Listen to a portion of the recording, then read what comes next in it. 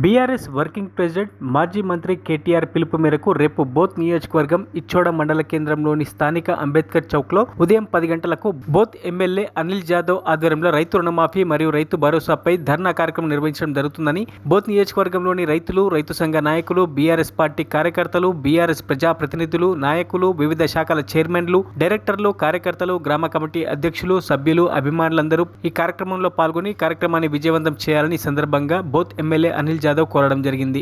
Congress party రైతులకు 2 లక్షల రుణాలు మాఫీ చేస్తామని చెప్పేసి మాట తప్పినందుకు గౌరవ కేటీఆర్ గారి ఆదేశానుసారం రేపు నియోజకవర్గ కేంద్రంలోనితో పాటు ఇచ్చోడ మండల కేంద్రంలో జరగబోయే రైతు ధర్నాకు ప్రతి ఒక్క గ్రామం నుంచి రైతు సోదరులతో పాటు బీఆర్ఎస్ పార్టీ కార్యకర్తలందరూ రేపు 10:30కు అంబేద్కర్ చౌక్ వచ్చి ఈ యొక్క ధర్నాను విజయవంతం చేయాల్సిందిగా కోరుతా ఉన్నాం. జై తెలంగాణ. మరిన్ని అప్డేట్స్ కోసం మా ఛానల్ని సబ్స్క్రైబ్ చేయండి.